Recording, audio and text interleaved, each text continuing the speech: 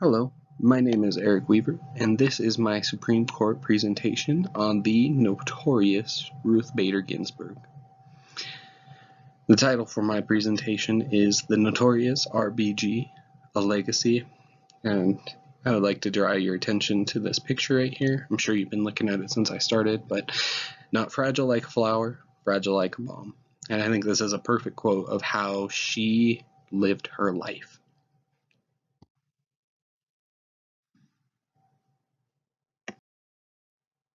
So to start out, Ruth Bader Ginsburg was from humble beginnings.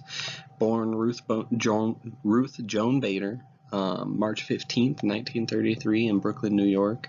She was the child of two immigrant parents who, while her mother didn't really have her career of her own, just spent time helping with the family business, and her father had a fairly good and well successful business. She was always taught that it was important for her as a woman to be independent. And so, a quote that I have right here is, "My mother told me two things constantly. One was to be a lady, and the other was to be independent." And I think that she took that to heart with how she just lived her life and how far she went and what she did with it and the legacy she left. This is a picture of Ruth Joan Bader at her high school, or in her high school ages, I believe giving a presentation or a speak to her church group. From the very beginning, Ruth Bader Ginsburg had an exemplary academic career. Graduating college, she received a bachelor's degree with high honors in government and distinction in all subjects, which is not easy to do. From there, she went to attend Harvard Law School, one of only 9 female students to attend that school. So obviously she was encountered with a lot of resentment and a lot of apprehension to her being present as a woman inside of what was originally thought at the time as a men's college. Taking that, she took that as a personal challenge and strove beyond any other in Harvard. She won a seat on the Harvard Law Review, and all at the same time. In this picture here, you can see Martin Ginsburg, her husband that she married just before, when she was in college.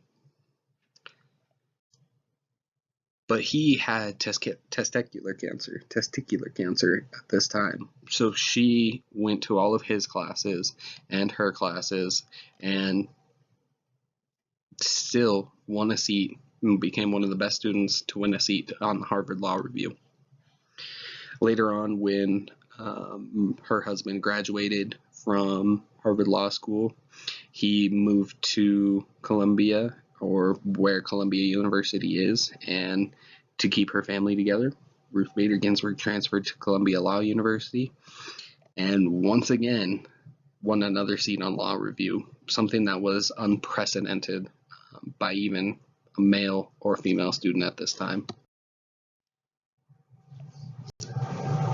After completing such a stellar academic career, you would think that there would be no issues. There would be job offerings lined up the door for Ruth, but unfortunately, this is where she begins experiencing discrimination and how hard it is being a woman in quote-unquote a men's world of work.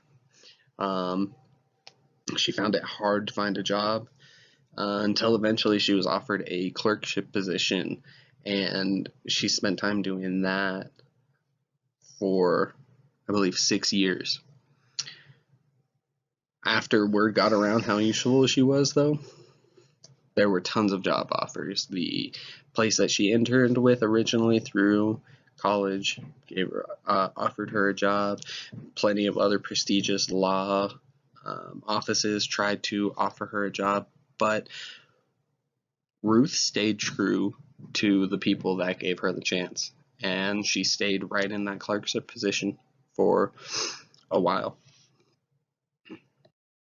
Following this period of kind of not much going on in Ruth's life, she returns to Columbia University and begins to work on their project for international procedure.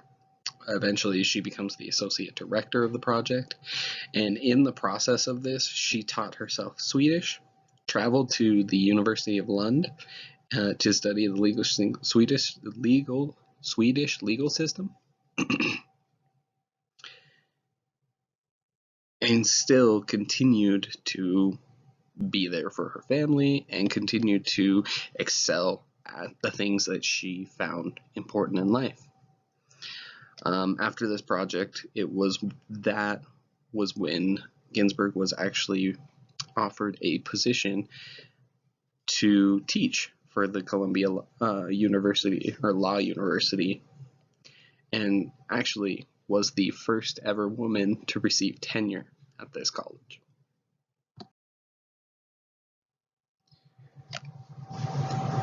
From there, Ruth begins to work on cases of gender and sex discrimination. The first of which being Duren versus Missouri and Weinberger versus Weissenfeld. In these cases, she is not yet a part of the Supreme Court. She is arguing the sides, or the rights of these positions, and this, I believe, is actually what kind of sets her foundation in heading towards the Supreme Court, in cementing her path on her way to the legacy she left.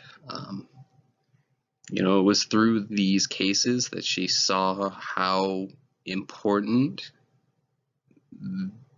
that this discrimination was.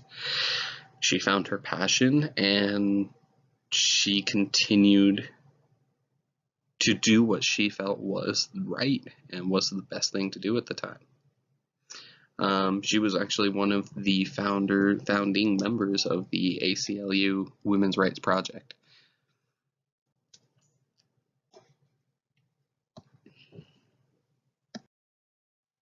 It was from here that Ginsburg was kind of continued strides. In 1993, she was finally appointed by President Bill Clinton into the Supreme Court. The first Jewish woman on the Supreme Court, and only the second woman ever appointed to the Supreme Court. Some of the most important cases are, interestingly enough, some of the cases that she has not particularly won, or she was on the dissented side, or the side that did not receive majority, basically lost. In United States v. Virginia, she's part of the winning side, or the winning argument. In this case, they are suing the Virginia Military Institute for having only, or male-only enrollment in their school, even though they are a publicly funded or government-funded school. And the whole argument in this is that you cannot be a publicly funded or governmentally funded school and restrict a whole gender from being able to join that school. Eventually, that opinion won over, and they were forced to open up enrollment to both men and women. But interestingly enough, the Ledbetter versus Goodyear Tire Company, the Goodyear Tire and Rubber Company, and the Bush versus Gore cases are both cases in which she was on the losing side, where she felt that something was wrong, but unfortunately the majority was not on her side. But her opinions still mattered. After 27 years on the Supreme Court, after countless cases, opinions, legal thoughts, notes, everything, the foundations left by Ruth Bader Ginsburg were instrumental in the equality and setting the paces for equality, for gender and racial equality in the United States in the last 30 years.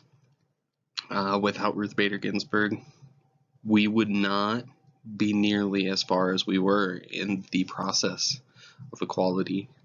Women's rights would not have nearly as much of a champion behind them or as much of a movement, and neither would racial rights. The legacy left behind by Ruth Bader Ginsburg is one that is awe-inspiring. It is something that only true passion can create and manifest in the lifestyle that she lived. And I believe that man, woman, old, young, it doesn't matter who you are, there's something to be said and something to be taken from the life that she led and how she led it.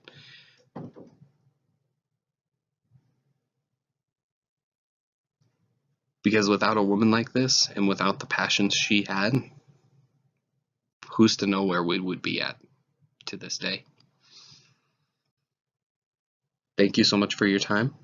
I hope you learned something from my presentation. If nothing else, I hope you enjoyed it. If you have any questions, please feel free to reach out to me. Thank you so much.